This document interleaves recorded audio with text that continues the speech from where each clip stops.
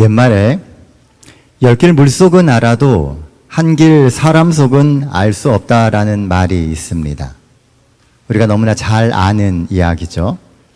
삶을 살아가면 살아갈수록 이 말이 정말 진리라고 하는 것을 깨닫게 됩니다. 아무리 친한 사람도 그 사람의 진짜 속에 있는 마음을 알 수가 없습니다. 며칠 전 뉴스를 보는데 아직도 우크라이나와 러시아 간의 전쟁의 소식이 나오는 것이었습니다. 순간 아직도 전쟁이 끝나지 않았나? 라는 생각이 들었습니다. 전쟁의 소식을 처음 들었을 때에는 관심을 갖고 기도도 했는데 어느 순간 슬며시 그 모든 관심과 기도가 기억의 저편으로 사라져 버린 것입니다. 사람의 기억과 관심이라고 하는 것이 참 자기중심적이고 부질없다라고 하는 생각을 하게 되었습니다. 나와 연관이 되어 있고 내 관심이 그곳에 있을 때에는 기도도 하고 더 많은 것을 생각하지만 정작 그것이 나와 멀어졌을 때에는 까맣게 잊어버리는 모습이었습니다. 우크라이나와 러시아 간의 전쟁이 일어난 지 벌써 6개월이 되어갑니다. 이미 수많은 사람들이 목숨을 잃었고 그들의 삶의 터전을 잃었습니다. 게다가 긴 전쟁의 여파로 전 세계가 경제적으로 큰 어려움을 겪고 있습니다. 여러분들은 이 전쟁을 보시면서 무슨 생각을 하셨습니까? 생각들이 다양하시겠지만 저는 먼저 인간의 이기심과 잔혹함을 떠올렸습니다. 무고한 생명이 희생될 줄 뻔히 알면서도 주택가뿐만 아니라 백화점이나 또는 쇼핑센터와 같은 민간시설에 미사일을 쏘아대는 사람들의 모습은 아주 충격적이었습니다. 그런데 이 전쟁을 보며 그런 당혹함과 또는 이기심, 잔혹함 외에 떠오른 또 하나의 생각이 있었습니다. 그것은 공존이라고 하는 단어였습니다. 한쪽에서는 살상 무기를 쏘아대지만 다른 한쪽에서는 전쟁으로 고통을 당하는 사람들을 위한 사랑의 손길을 펼치는 것을 보았기 때문입니다. 이것은 전쟁의 상처로 우크라이나를 떠나 인근 나라로 피난을 하는 그 피난민들을 위해 주변국 사람들이 준비해 놓은 음식들과 옷가지들입니다. 아이들을 위한 유모차와 기저귀도 보입니다. 이 물건들은 버린 물건들이 아닙니다. 전쟁으로 힘들어하는 사람들을 돕고 또 그들의 상한 마음을 위로하기 위해서 모든 것을 자발적으로 사람들이 가져다 놓은 것입니다. 자신의 이익을 위하여 무차별 살육을 자행하는 악한 존재가 인간이지만 또한 공존을 위한 사랑의 손길을 펼치는 모습 또한 인간의 또 다른 모습입니다. 정말 아이러니가 아닐 수 없습니다. 인간 안에 내재된 이 두 가지 서로 다른 모습을 보며 우리는 오늘 어떤 모습을 더 많이 보여주며 살고 있는가 스스로에게 질문해 보게 됩니다. 오늘 저는 마태복음 20장 17절로 21절의 말씀을 통해서 우리 안에 있는 인간의 이기심과 공존이라는 상반된 인간의 본성의 문제를 생각해 보려고 합니다. 마태복음 20장 17절로 21절의 말씀입니다. 예수께서 예루살렘으로 올라가려 하실 때에 12 제자를 따로 데리고 길에 이르시되 보라 우리가 예루살렘으로 올라가노니 인자가 대제사장들과 서기관들에게 넘겨짐에 그들이 죽이기로 결의하고 이방인들에게 넘겨주어 그를 조롱하며 채찍질하며 십자가에 못 박게 할 것이나 제3일에 살아나리라. 그때에 세베대의 아들의 어머니가 그 아들들을 데리고 예수께 와서 절하며 무엇을 구하니 예수께서 이르시되 무엇을 원하느냐 이르되 나의 이 두 아들을 주의 나라에서 하나는 주의 우편에 하나는 주의 좌편에 앉게 명하소서. 오늘 본문의 이야기는 예수께서 제자들에게 앞으로 예루살렘에서 일어나게 될 예수님 자신의 운명에 대한 예고부터 시작됩니다. 앞으로 있게 될 예수님의 순환과 또 십자가의 죽으심과 부활에 대한 이야기입니다. 이 이야기는 예수님뿐 아니라 제자들에게도 엄청난 이야기가 아닐 수 없습니다. 제자들의 입장에서 본다면 이것은 예수님과 그들이 함께 그려왔었던 하나님의 나라와 그들의 미래가 어떻게 될 것인지를 이야기하는 아주 중요한 말씀입니다. 그런데 이런 예수님의 말씀 뒤에 나오는 이야기는 우리의 예상을 넘어서는 전혀 뜻밖의 이야기입니다.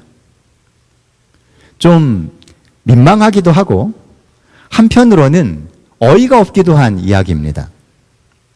예수님은 자신의 죽으심이 임박했음을 말씀하시며 인류의 역사를 바꿀 죽음과 부활에 대해서 말씀하시는데 그 뒤에 바로 이어져 나오는 이야기는 예수님의 말씀을 들었는지 또 못 들었는지 저의 이 두 아들을 주의 나라에서 하나는 주의 오른편에 하나는 주의 왼편에 앉게 해주십시오라는 요구입니다.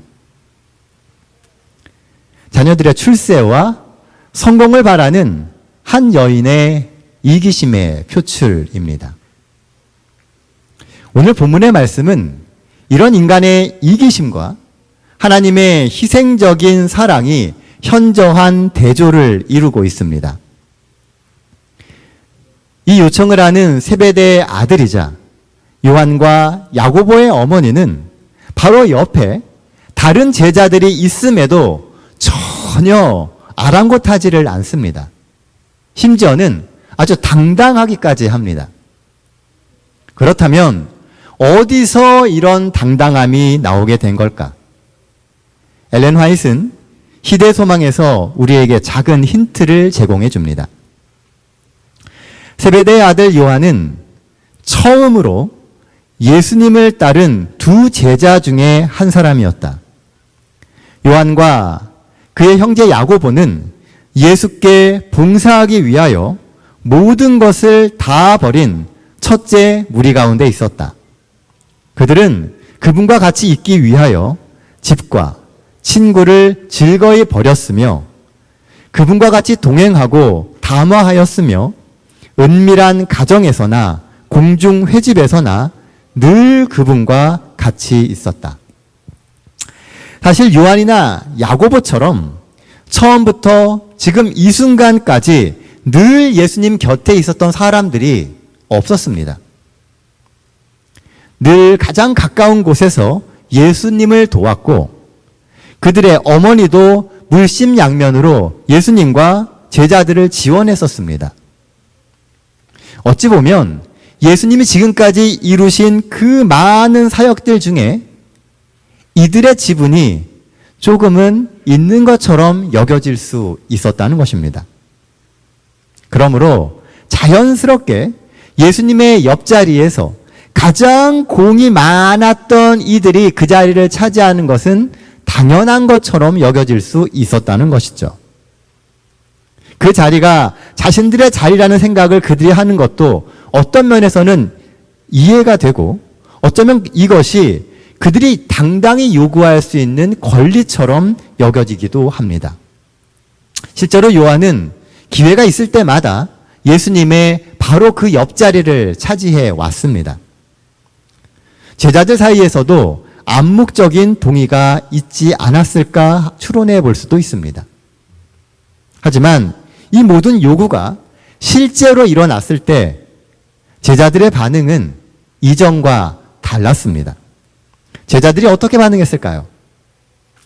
10 제자가 이 말을 듣고 그 두 형제에게 분개하였다. 제자들은 일제히 화를 냈습니다. 왜냐하면 예수님의 양 옆자리를 차지한다라고 하는 것은 단순히 예수님의 옆자리에 앉는 것과는 다른 의미를 가진 것이었기 때문입니다. 사실 이 사건이 벌어지게 된 계기는 바로 앞장인 마태복음 19장에서 하셨던 예수님의 선언과 관련이 있습니다. 19장 28절 말씀입니다. 예수께서 이르시되 내가 진실로 너희에게 이르노니 세상이 새롭게 되어 인자가 자기 영광의 보좌에 앉을 때에 나를 따르는 너희도 12 보좌에 앉아 이스라엘 12 지파를 심판하리라. 예수님의 제자들에게 12 보좌에 앉아서 12 지파를 심판하는 권한을 주겠다는 예수님의 약속. 영광의 왕국에 대한 예수님의 이 선언은 제자들의 마음에 욕심과 욕망의 불을 지폈습니다. 더 좋은 자리, 더 높은 자리를 차지하고 싶은 그 욕망을 자극한 것입니다. 그 나라에서 가장 높은 자리야말로 모두가 구하는 바로 그것이었으므로 그들은 두 제자가 그들보다 앞서 유리하게 보이는 자리를 얻었다고 분노하였다. 가장 크고자 하는 투쟁이 재현될 것처럼 보였다. 그래서 그 욕심에 조바심을 내고 세베대의 아내는 이렇게 아나무인으로 뻔뻔한 요구도 하게 되었던 것입니다.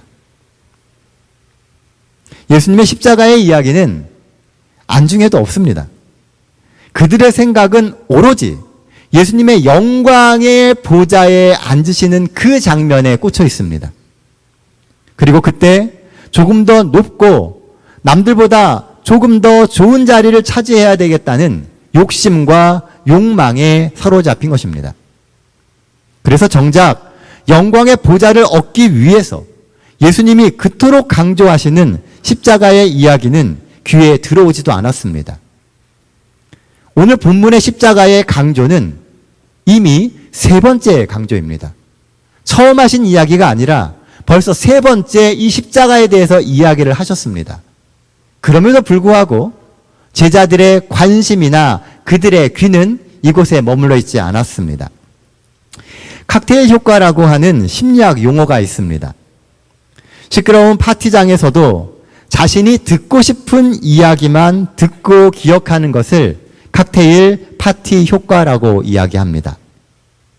칵테일 파티 효과는 자기에게 의미 있는 정보만을 선택해서 받아들이는 선택적 지각과 관련이 있습니다. 한마디로 듣고 싶은 것만 듣고 보고 싶은 것만 보는 것입니다. 신앙생활을 하다 보면은요, 종종 우리는 듣고 싶은 것만 듣게 됩니다. 하나님께서 우리에게 많은 말씀을 하시는데도 불구하고 내가 듣고 싶은 이야기만 듣고 내가 보고 싶은 부분만 보게 되는 것입니다. 그러다 보니 똑똑한 사람도 가끔 삶의 맥락을 놓치는 경우가 있습니다. 똑똑하다 보니 많은 것들을 생각합니다. 그리고 그 많은 것들 중에 판단하고 자기의 생각이나 자기의 인생의 경험들을 거기에 대조시킵니다. 그러다가 그 생각이나 인생의 경험에 빠져서 그에게 들려오는 하나님의 음성이나 하나님의 말씀들을 그저 흘려듣는 경우가 많습니다. 특히 어떤 생각이나 욕심에 꽂혀 있으면 더 그렇습니다. 정호승은 봄의 강가에서라는 글에서 이렇게 말합니다. 인생이 급류가 되어 급하게 흐를 때는 자신의 욕망의 물소리 외에는 아무 소리도 들리지 않았다. 물은 깊게 못을 이룬 곳에서는 소리가 없는 법. 이제 저 강물이 느리게 바다에 이르면 제 이름조차 없어질 것이다. 그렇습니다, 여러분. 인생이 소리를 내고 급하게 흐르는 이유는 욕심 때문인 경우가 많습니다. 사필귀정이라고 했습니다. 모든 일은 그냥 놔두면 바른 길로 가게 되어 있습니다. 그래서 욕심만 내려놓으면 우리의 인생은 마치 냇물이 완만한 들판을 흘러가듯이 조용히 또 평화롭게 당연히 흘러가야 할 삶의 정로를 따라 흘러갑니다. 그러나 기다리지 못하고 내 욕심의 소리를 따라 움직이면 자연 우리의 인생은 급해지고 이치에 맞지 않는 말이나 이치에 맞지 않는 행동도 거리낌 없이 하게 되는 것입니다. 요한과 야고보 역시 예수님과 함께 있으며 아주 거룩한 삶을 사는 것처럼 보였습니다. 하지만 정작 출세와 성공에 대한 욕망이 그들의 삶의 밑바닥을 휘젓자 마음속 깊은 곳에 감춰뒀던 욕심의 찌꺼기들이 흙탕물처럼 떠올랐습니다. 한동안 안 보였던 그 인생의 모습들, 마음의 진정한 모습들이 다 떠오르기 시작했다는 것입니다. 하지만 예수님은 이들을 나무라지 않으십니다. 왜냐하면 그게 모든 인간의 본성이기 때문입니다. 그래서 욕심에 휩쓸려서 잘못된 선택을 하는 우리들 역시도 예수님은 크게 나무라지 않으십니다. 오히려 그 욕심 때문에 우리가 보지 못하는 우리의 선택의 다른 면을 보게 해주십니다. 주님은 제자들에게 이렇게 말씀하십니다. 예수께서 대답하여 이르시되 너희는 너희가 구하는 것을 알지 못하는도다. 내가 마시려는 잔을 너희가 마실 수 있느냐? 화제가 예수님의 옆자리에서 예수님께서 마시시려고 하시는 그 잔으로 옮겨갑니다. 물론 결과는 영광의 보좌지만 예수님께서는 그 과정은 십자가의 길이라고 하는 것을 제자들에게 가르치기를 원하셨던 것입니다. 엘렌 화이트는 시대소망에서 이렇게 진술하고 있습니다. 그의 앞에는 보좌 대신에 십자가가 있을 것인데 그분의 오른편과 왼편에는 두 악인이 같이 십자가에 달릴 것이다. 야고보와 요한은 주님과 같이 고통을 나누어야 했으며 야고보는 형제들 중에 첫째로 칼에 죽을 것이었고 요한은 고통과 비난과 핍박을 형제들 중 가장 오래 받을 것이었다. 야고보와 요한은 예수님께서 마시려고 하시는 그 잔을 자신들도 달게 마실 수 있다고 이야기를 했습니다. 하지만 그 잔의 의미는 그들이 생각했던 것과 다른 것이었다는 것입니다. 사랑하는 성도 여러분, 우리는 늘 남보다 더 좋은 자리를 원합니다. 왜냐하면 좋은 자리는 고생은 적게 하고 영광은 더 많이 받는 자리이기 때문입니다. 또한 좋은 자리는 십자가를 지는 자리이기보다는 면류관을 쓰는 자리입니다. 그래서 그 자리를 차지하기 위해서 늘 죽을 힘을 다해 경쟁하고 서로 견제하며 온갖 애를 씁니다. 이것이 우리가 은연중에 배워온 이 세상에서 살아남는 방법입니다. 온통 세상은 이기기 위해서 또 더 좋은 자리를 차지하기 위해서 죽을 힘을 다해 경쟁을 합니다. 그렇게 세상에서 경쟁하는 것만 해도 죽을 지경인데 이제는 교회 안에서도 이기기 위해 경쟁을 한다면 세상과 교회가 다를 것이 무엇이겠습니까? 교회는 오히려 이기는 경쟁이 아닌 지는 경쟁을 하는 곳이라고 생각합니다. 연약한 자를 세워주기 위해서 먼저 된 자, 더 든든히 믿음 위에 서 있는 자들이 양보하고 희생하며 서로가 서로를 세워주는 곳이 이 교회가 되어야 하지 않겠습니까? 이런 의미에서 예수님이 보여주시는 십자가의 삶은 힘없고 연약한 자들을 위한 희생의 가치를 가르치는 상생의 삶입니다. 우리가 사는 세상은 내게 있는 힘이 희생과 헌신의 자원이라고 가르치기보다는 그 힘이 군림하고 통제할 수 있는 기회라고 가르칩니다. 그래서 이 세상에서는 그리스도인들조차도 약육강식, 적자생존의 원리를 은연중에 수용하며 살아갑니다. 내가 무언가를 했으면 그것에 대한 보상은 당연히 받아야 하고 더 많은 보상을 받기 위해 경쟁을 하는 것이 당연하다고 생각합니다. 그러나 우리가 가게 될 하늘나라는 약자를 위하여 강자가 더 많은 것을 감당하며 서로 더 희생하고 더 사랑하며 만드는 세상입니다. 우리는 성경을 읽으며 초대교회의 부흥에 대해서 잘 알고 있습니다. 그런데 이 초대교회의 부흥의 바탕에는 유무상통으로 표현되는 상생이라고 하는 아주 중요한 특징이 있습니다. 많은 사람들이 단지 부흥만을 바라봅니다. 그러나 그 부흥이 있게 만든 그 배경에는 유무상통으로 표현되는 상생이 있다는 것이죠. 하나님을 먼저 만난 사람들, 그리고 말씀을 듣고 그 말씀의 능력으로 살아가는 그 사람들, 바로 그 사람들의 희생과 헌신이 복음 전도의 원동력이었습니다. 예수님의 옆자리에서 더 높음과 성공을 꿈꾸는 것이 아니라 바로 그 자리에서 예수님의 희생의 짐을 같이 지는 예수의 사람이 되었습니다. 그게 부흥을 가져왔고 예루살렘과 온 유대와 사마리아와 땅끝까지 이르러 복음이 증거되는 역사의 원동력이자 시발점이 되었습니다. 우리는 마지막 시대를 사는 남은 무리임을 자부합니다. 복음전도의 역사는 우리 시대에 반드시 마무리되어야 합니다. 그러므로 우리는 나의 성공보다는 교회의 성공을, 내 삶의 번영보다는 상생하는 삶을 위해 기도해야 하지 않겠습니까? 이런 상생의 길은 세상과 하나님 사이에 서 있는 우리가 만들 수 있습니다. 예수께서 세상과 하나님 사이에 화해의 길로 십자가를 지셨듯이 이젠 우리가 세상과 하나님 사이에 서서 화해의 길, 상생의 길을 시작할 수 있습니다. 우리가 잘 아는 우화 중에 박쥐에 대한 이야기가 있습니다.